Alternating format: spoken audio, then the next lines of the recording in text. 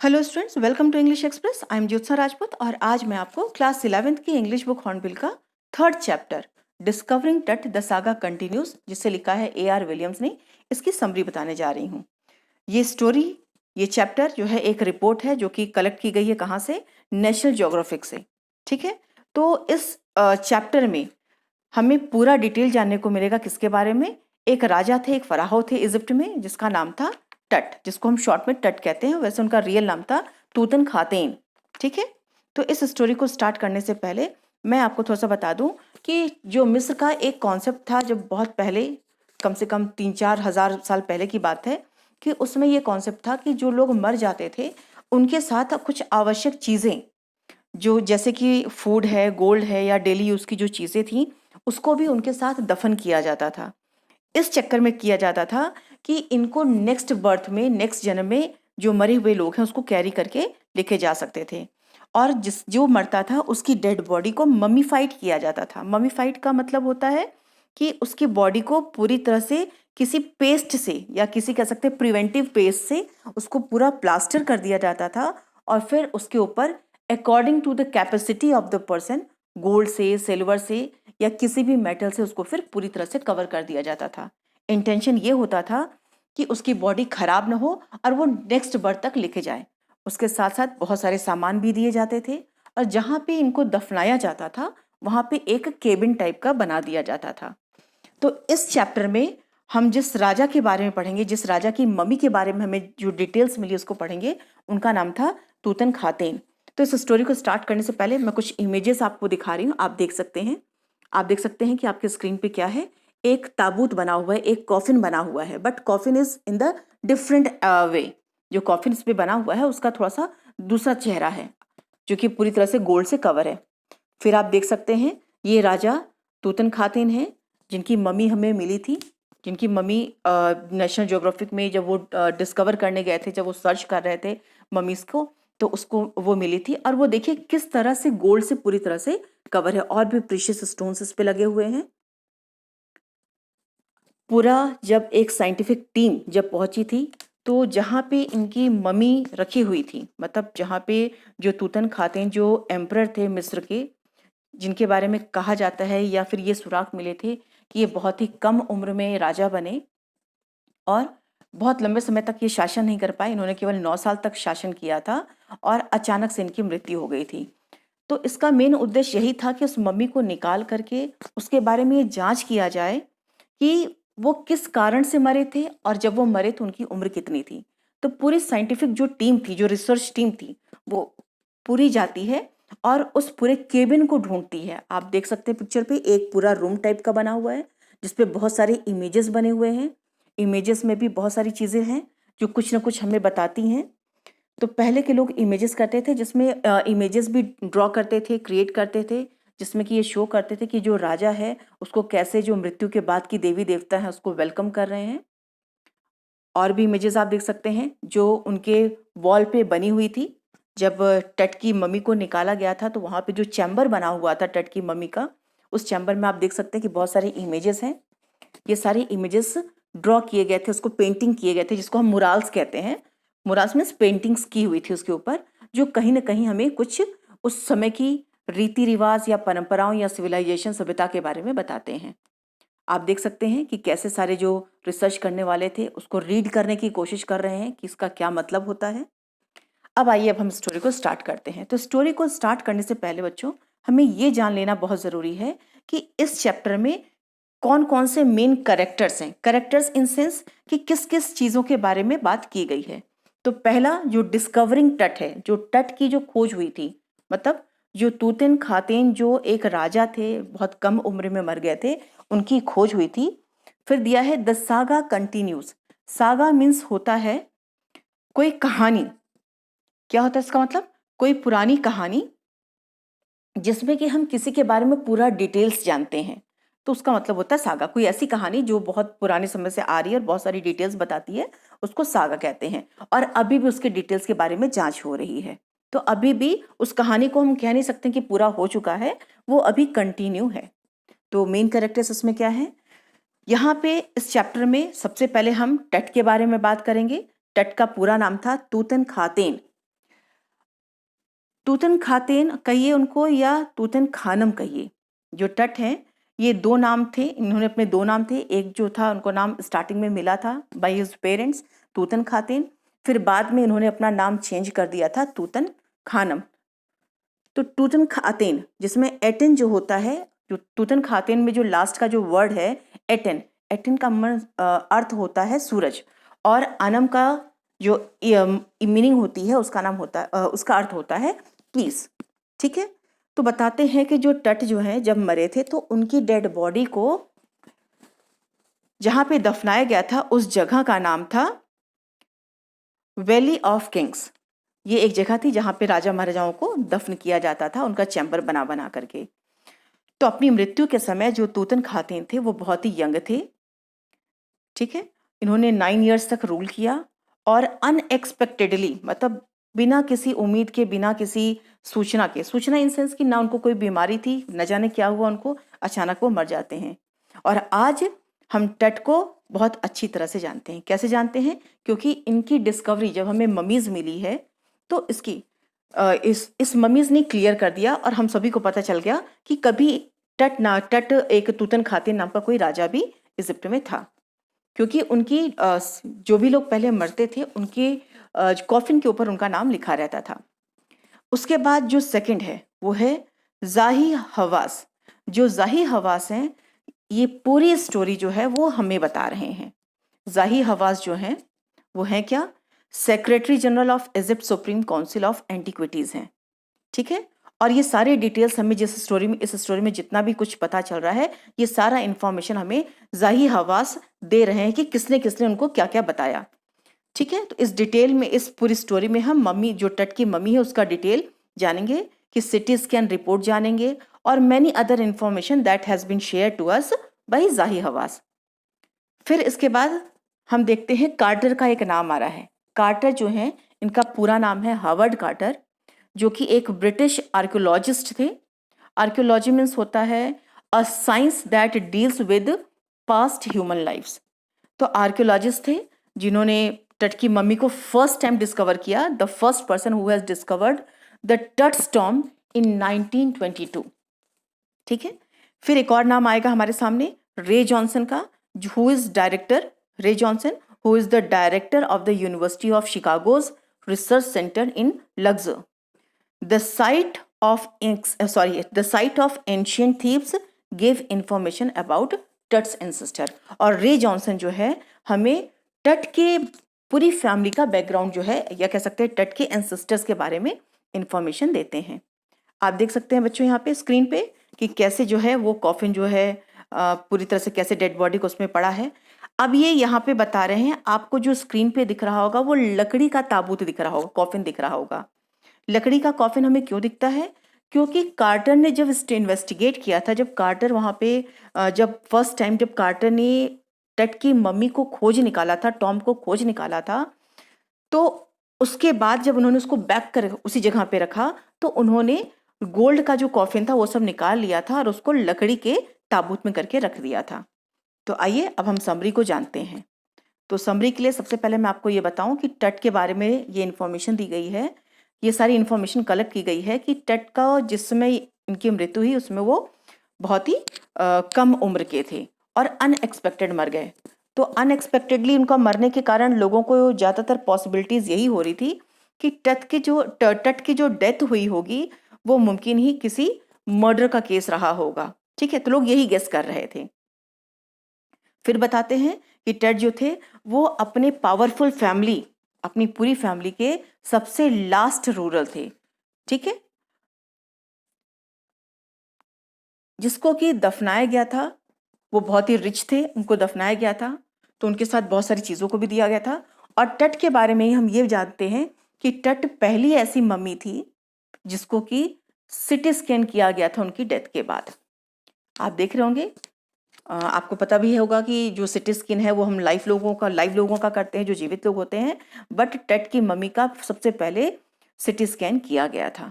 ठीक है, फिर इनके बारे में और भी कुछ नए क्लूज आए थे जब सिटी स्कैन उनकी हो गई थी, पूरी बॉडी जब उनका सब जांच हो गया था तो इनकी लाइफ के बारे में, इनकी डेथ के बारे में कुछ डिटेल्स हमें पता चले थे। फिर बताते हैं जब फर्स्ट टाइम ये इंसिडेंट हुआ था, ज़ाहिर हवास यहाँ पे बता रहे हैं कि 5 जनवरी 2005 को लगभग शाम को 6 बजे की घटना है ये। तो जो फेमस ममी में स्टड की मम्मी के बारे में बात कर रहे हैं। क्यों फेमस मम्मी कहा गया? क्योंकि ये first time CT scan machine में गई थी और ज़ाहिर हवास ने बताया था कि ये जो टट की मम्मी है, जो टट हैं, इनकी डेथ कब हुई थी? लगभग 3,500 साल पहले।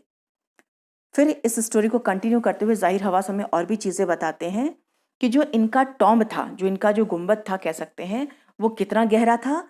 26 फीट अंडरग्राउंड था। आप सोच सकते हैं कि 26 फीट गहराई में इनका पूरा केबिन बना हुआ था और पूरे सम्मान के साथ था।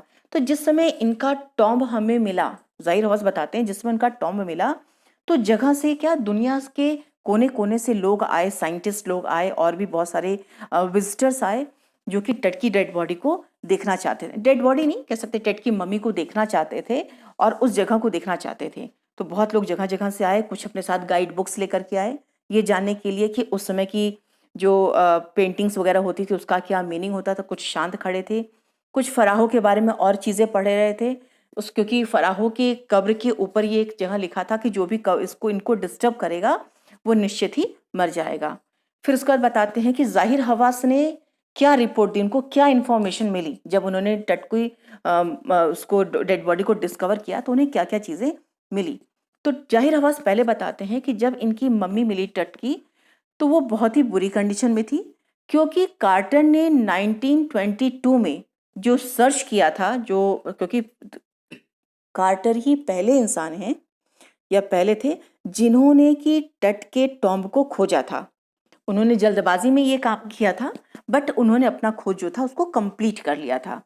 फिर बताते हैं कि जब फर्स्ट टाइम कार्टर ने इनको सर्च किया था, उनको निकाला था, तो जो रिचेस्ट रॉयल कलेक्शंस होते हैं, मतलब जो सबसे अधिक कह सकते हैं खजाना, सोना चांदी, हीरे जवाहरात, जो भी चीज़ें थी वो टट के साथ ही वहाँ पे बरीड की गई थी मीन्स उनकी अंत्येष्टि करते थे। तो जब पूरा कॉफिन करते थे उसके साथ साथ और भी चीज़ों को उनके साथ रख दिया जाता था, जैसा कि मैंने आपको स्टार्टिंग में बताया था, विद द होप कि उनको डेथ के बाद भी इन सब चीज़ों की ज़रूरत पड़ेगी। तो उसका सबसे रिचेस्ट कलेक्शन जो था वो टट के साथ प्राप्त हुआ था। फिर उन्होंने बताया कि जो टट हैं उनके साथ ना केवल सोने की जवाहरात उनकी मतलब कह सकते हैं आप यहाँ पे कि हीरे जवाहरात, सोने और फल फूल, या फिर कह सकते हैं बोर्ड गेम्स भी रखे थे उनके साथ, ब्रॉन्ज के रेजर भी रखे थे, लेनिन के अंडरगारमेंट्स रखे थे, फूड्स रखे थे, वाइन रखे थे।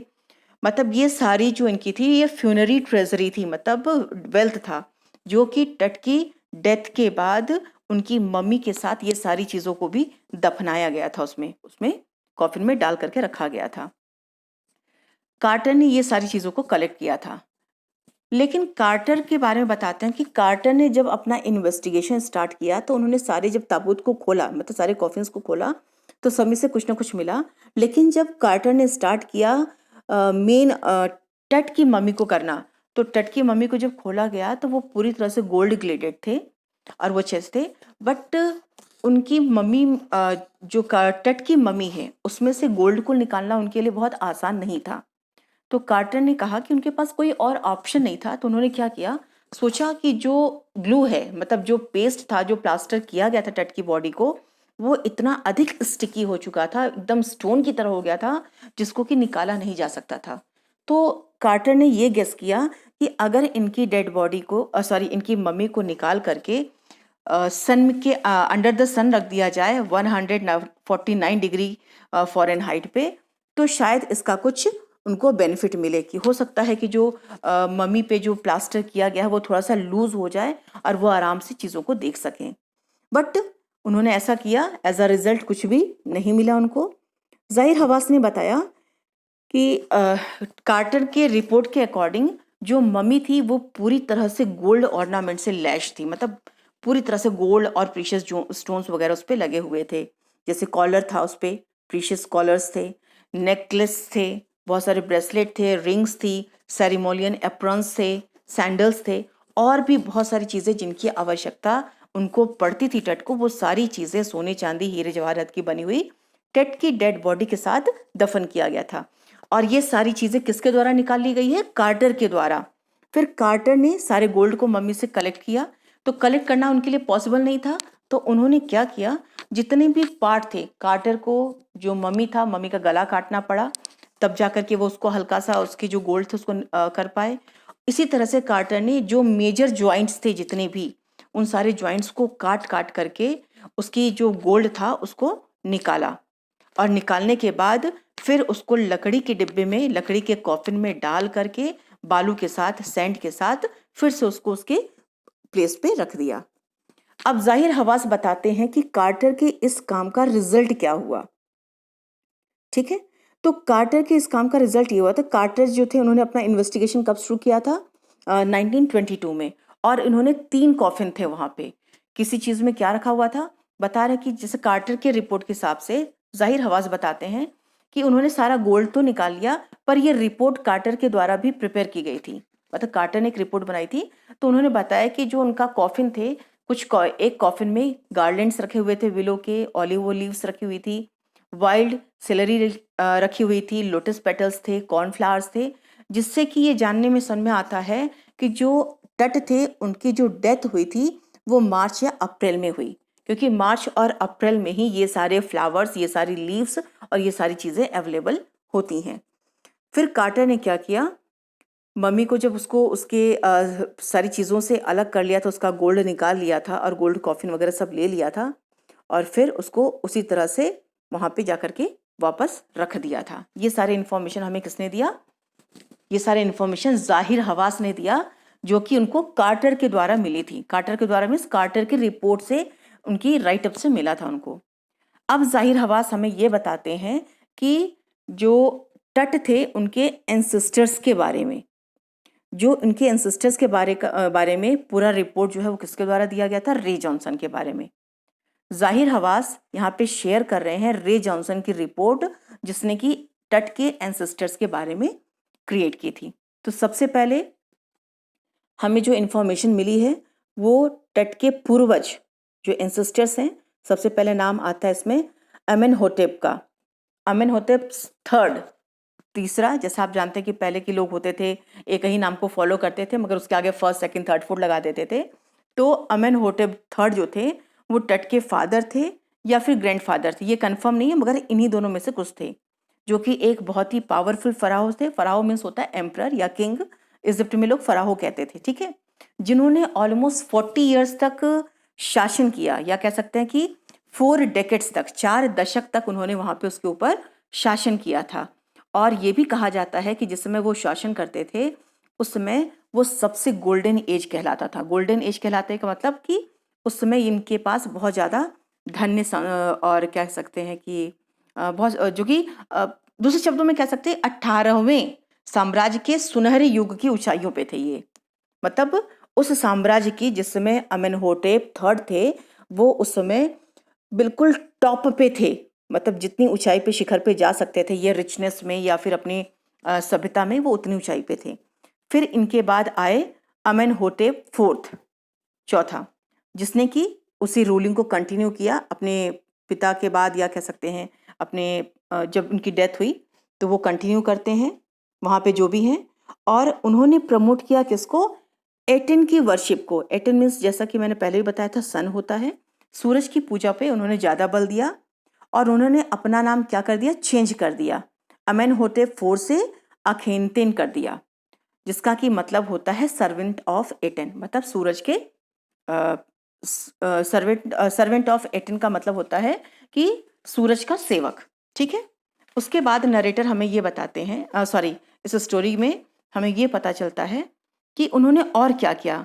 अमेनहोटेप जो थे उन्होंने अपना नाम चेंज किया, और उसके बाद इन्होंने अपना जो कैपिटल था, कैपिटल मतलब आप समझ सकते हैं कि जहाँ पे जो इनकी राजधानी थी उसको मूव किया, कहाँ से? ओल्ड सिटी ऑफ थीब्स से, थीबस जो है वहाँ से उन्होंने चेंज करके उसको शिफ्ट कर दिया अमराना, जो कि आज अमराना के नाम से फेमस है।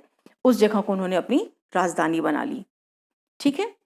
और उन्होंने एक और काम किया था, क्या कि उस समय उन्होंने अमन नाम का जो देवता था, अमन मीन्स पीस, उस नाम के जो देवता थे उनकी पूजा की जाती थी उसमें उनके साम्राज्य में, तो उन्होंने उनकी सारी मूर्तियों को तोड़ दिया और जो अमन नाम की देवता का जो टेम्पल था, मंदिर था, उसको भी बंद करा दिया। और एज अ रिजल्ट बताते हमें रे जॉनसन कि लोग बताते थे या फिर ये इनको पता चला है कि एज अ रिजल्ट जब इनका एंड आया अखेनतेन का, तो वो मृत्यु के समय थोड़े से पागल हो गए थे। अमेनहोटेप फोर्थ कहिए या फिर अखेनतेन कहिए, इसके बाद आए थे समिन खारकरे, जिसने कि कोई बहुत अच्छा कार्य नहीं किया था, बस नॉर्मल उनकी लाइफ थी और बहुत कम समय के लिए थे वो, तो इनके कामों को बहुत ज़्यादा नोटिस नहीं किया जा सका। फिर समिन खाकरे के बाद आए वहाँ पे तूतन खातेन, जो टट के बारे में हम पढ़ रहे हैं, जो मम्मी के बारे में हम डिटेल जान रहे हैं, उनका पूरा नाम था तूतन खातेन, जिन्होंने कि 9 ईयर्स तक वहाँ पे रूल किया था और उसके बाद अनएक्सपेक्टेडली उनकी डेथ हो गई थी। He was very young at the time of taking throne, or he was widely known for his mummy. He has changed his name Tutankhamun, restored the old ways. तो तूतन खातेन जो थे, उन्होंने अपना नाम भी चेंज कर दिया था तूतन खानम, और जो पुराने तौर तरीके थे जो कि अमेनहोटेप फोर्थ ने चेंज किए थे, फिर से उन्होंने उसको फॉलो कर लिया। ये सारी रिपोर्ट हमें जो है रे जॉनसन ने दी, और रे जॉनसन की ये सारी रिपोर्ट जाहिर हवास हमसे शेयर कर रहे हैं। अब आइए हम लोग फिर से आते हैं इजिप्ट की तरफ। इजिप्ट, मिस्र, क्योंकि हमें अभी तक जितनी भी ममीज मिली है वो सारी की सारी हमें इजिप्ट से मिली है, मिस्र से ही मिली है। और इजिप्शियन ममी प्रोजेक्ट जो है वो स्टार्ट हुआ था लेट 2003 में, मतलब 2003 के आप कह सकते हैं अंत में, नवंबर दिसंबर के मंथ में ये प्रोजेक्ट जो था वो स्टार्ट किया गया था।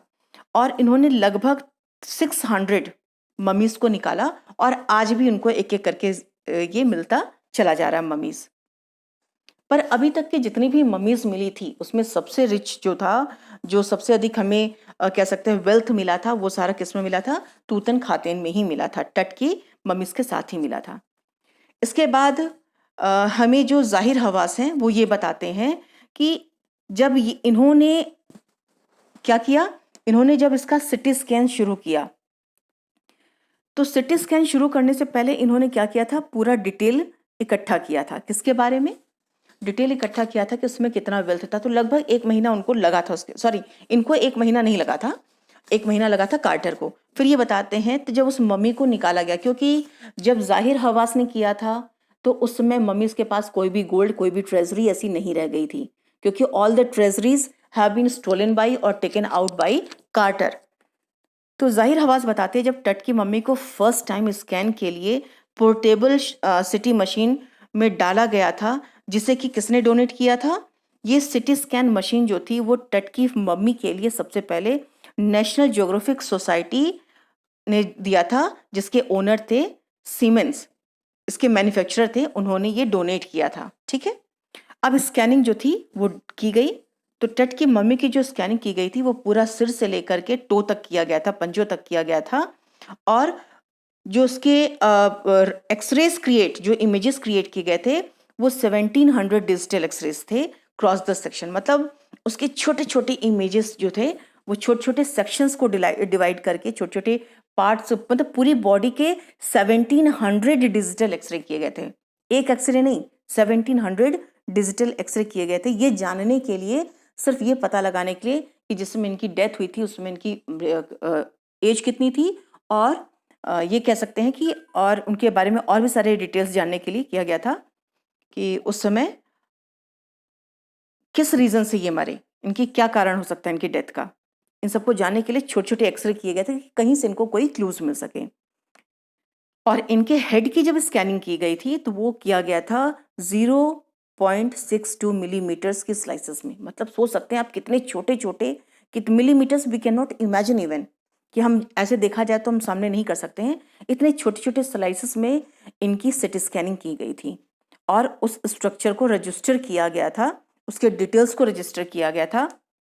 और इस तरह से उनकी पूरी बॉडी की स्कैनिंग जो थी लगभग 3 घंटे या फिर कहीं 3 घंटे से थोड़े से कम समय में कंप्लीट हो गई। स्कैनिंग करते समय इन्होंने बहुत सारी प्रॉब्लम्स भी फेस की। प्रॉब्लम्स फेस करने के लिए हम यहाँ पे बता सकते हैं कि जैसे आप देख सकते हैं कि स्कैनिंग करने के लिए जब वहाँ के वर्कमैन जो थे, जो साइंटिस्ट के साथ या रिसर्च सेंटर के साथ जो वर्कमैन गए थे, उस जब बॉडी को निकालते हैं, जब टट की मम्मी को निकालते हैं बॉक्स में से और उसको हाइड्रोलिक लिफ्ट से ऊपर लेकर के आते हैं ट्रेलर के थ्रू, जिस पे कि स्कैनर रखा हुआ था, उस पर लेकर के आते हैं, तो 2 ही मिनट के बाद जो वर्कमैन थे, जो लोग थे, वो तुरंत ऑफिस की तरफ दौड़ते हुए जाते हैं और 2 प्लास्टिक के फैंस लाते हैं। क्योंकि वो दौड़ कर ही जाते हैं, प्लास्टिक के फैंस इसलिए लाते हैं क्योंकि जो स्कैनिंग मशीन थी, जो सिटी स्कैन मशीन थी, उसका कूलिंग फैन जो था वो पूरी तरह से सैंड से भर गया था। क्योंकि ये लोग सारे प्रोसेस कहाँ कर रहे थे, इजिप्ट में कर रहे थे, that is filled with the sand area, तो वो पूरा फिल हो गया था। फिर वो फैन लेकर के आते हैं, फैन प्रॉपरली वर्क करता है और सिटी स्कैन इनकी कंप्लीट हो पाती है। वहीं पे एक गार्ड होता है जो थोड़ा सा नर्वस होता है जब थोड़ी सी प्रॉब्लम हो रही थी, क्योंकि जिस समय सिटी स्कैन करने जा रहे थे ज़ाहिर हवास, तो बताते हैं कि बहुत आंधी चल रही थी। आंधी मीन्स जैसे लग रहा था कि सैंड की आंधी चल रही है। तो एक नर्वस होते हुए एक गार्ड ने वहाँ पे एक जोक भी किया, curse of the Pharaoh, means Pharaoh की कॉफिन पे लिखा हुआ था कि जो भी इनको डिस्टर्ब करेगा उसके साथ बुरा होगा। तो वो थोड़ा सा नर्वस होकर के उस गार्ड ने एक जोक ही किया था, बट कहीं ना कहीं ये जोक भी कह सकते हैं कि रियल ही था, क्योंकि प्रॉब्लम्स हुई इसको करने में। फिर बताते हैं कि जब ये सारी स्कैनिंग कंप्लीट हो गई तो उनका एक टेक्नीशियन जो था वो टट के पूरे मतलब कंप्यूटर पे गया अपने वर्कमैन से, जो भी सॉरी, जब टट के जो है स्कैनिंग करने के बाद, टट की स्कैनिंग करने के बाद वो कंप्यूटर पे जाता है और जो छोटे छोटे स्कैनिंग के पार्ट्स थे उन सबको मर्ज करता है और इमर्ज करके वो एक शेप बनाता है, शेप बना करके देखता है। और उससे पहले जो वर्कमैन थे उस डेड बॉडी को फिर दोबारा उस टॉम में ले जा करके वहाँ पे रख देते हैं। जब उसका शेप, जब हेड का जो शेप क्रिएट करता है, जो स्कैटर्स, जो पिक्सल्स थे, जो डॉट्स थे, मतलब जो उन्होंने स्कैनिंग की थी, जो दिया हुआ है इसमें कि 0.62 मिलीमीटर स्लाइस में, उस स्कैनिंग को करने के बाद उन सब डॉट्स को जब कनेक्ट किया गया था तो उनके हेड का एक शेप हुआ था, शेप मिला। फिर उन्होंने दूसरा स्कैनिंग का पूरा एक कलेक्शन किया तो नेक जो है, वर्टेब्रा जो था वो भी बहुत क्लियर हो गया मम्मी का। हैंड्स का भी उन्होंने स्कैनिंग किया था, उसका फिर हैंड्स उजागर हुए, उनके सामने आए, रिबकेज आया और इस तरह से ट्रांसेक्शन ऑफ स्किल भी आ गया वहाँ पे। तो बताते हैं कि ये सारी चीज़ें प्रॉपर हो गई। उसके बाद ज़ाहिर हवास जो है वो थोड़ा सा चैन की सांस लेते हैं और फिर बताते हैं कि ये जब सारा काम हो गया तो ज़ाहिर हवास थोड़े से रिलैक्स होते हैं। बट अभी भी 2 जो एक मिस्टीरियस क्वेश्चंस थे उसका डिटेल इनको नहीं पता चल पाता है। क्या क्वेश्चंस थे कि टट की जो डेथ है वो कैसे हुई और वो कितने साल के थे जब उनकी डेथ हुई थी। इसका क्लू अभी तक उन लोगों को नहीं पता चल पाता है। फिर बताते हैं कि इन सब के बाद टट को जब दोबारा वापस उनकी जगह पे रख दिया जाता है तो उनके एंट्रेंस पे जो था एक बना हुआ था ओरियन, जो कि है the constellation that the ancient Egypt knew as the soul of Osiris. मतलब उस जो केबिन बना था, जो चैम्बर बना था, जहाँ पे जो एंट्रेंस था उसका, जहाँ पे कि मम्मी को लिटाया गया था, उसके ऊपर ये लिखा हुआ था, जिसमें उनका ये था कि मृत्यु के जो देवता होते हैं वो टट को वेलकम कर रहे हैं। मृत्यु के जो देवता, उनका नाम क्या है, ऑसिरिस, जो कि उनको वेलकम कर रहे हैं और बालक राजा की, जो बालक राजा मीन्स जो टट थे, उनकी देख रेख कर रहे हैं।